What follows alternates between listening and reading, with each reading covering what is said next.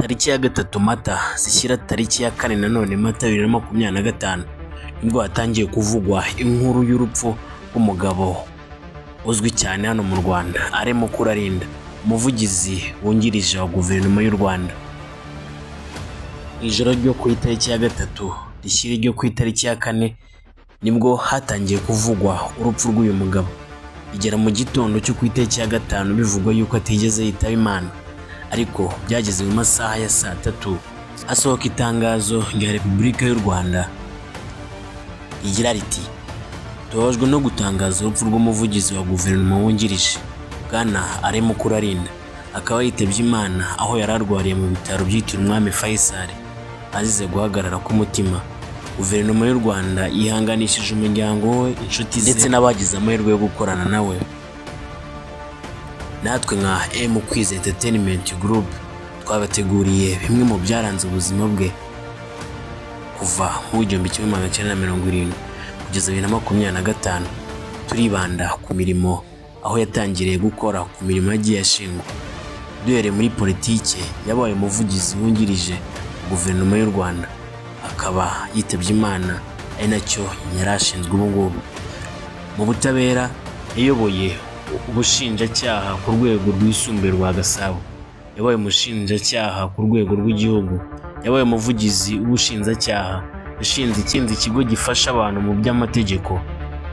Arimo kura kandi no mu muziki yageragamo, yarimbye indirimbo z'urukundo ndetse n'iz'Imana, by'umwihariko iza Noheli zirimo Murekatete, Gloria, ndetse yanahimbiye indirimbo z'amakipe atandukanye harimo n'ikipe y'igihugu yise Tsinda Batsinde.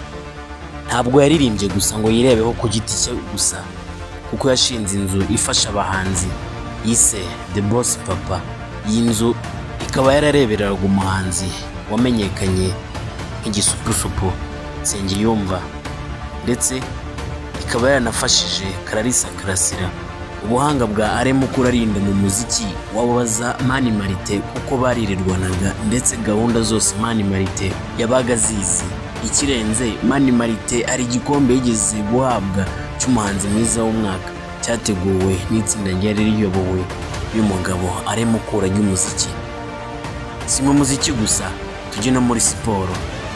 Yahanze indirimbo z'amakipe arimo ikipe y'igihugu Amavubi, Rayon Sport, Kiyovu Sport ndetse na Mukura.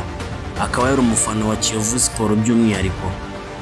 Yashinze ikipe yise Tsinda Batsinde mu karere ka Rulindo, ubu ngubu ikaba iri mu cyiciro cya 2 hano mu Rwanda. Uyu mugabo arimo kura azibukirwa ku bintu byinshi cyane. Umwirwaruhame yigeze kuba yatanga ahantu hose yakandagiraga. Uyu mugabo yarasetsaga cyane, akanyamuneza kamurangaga nta wakibagirwa. Uyu mugabo kandi yayoboye ibirori bitandukanye, inama zitandukanye, ari MC wazo, Master of the Ceremony. Yitabye Imana akiri muto cyane, yavutse mu mwaka w'1970 apfa 2025.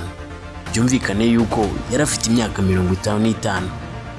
U Rwanda tubuze umugabo w'igihangange kandi w'inzobere mu bintu bitandukanye, umugabo wisanishaga na buri umwe wese kandi yijyaga yironda uwo ari we wese umukeneye yamubonaga, mu mpande zombi, mu rubyiruko, mu basaza, abakecuru, ndetse muri sosiyete muri rusange. Tubuze umuntu w'ingirakamaro.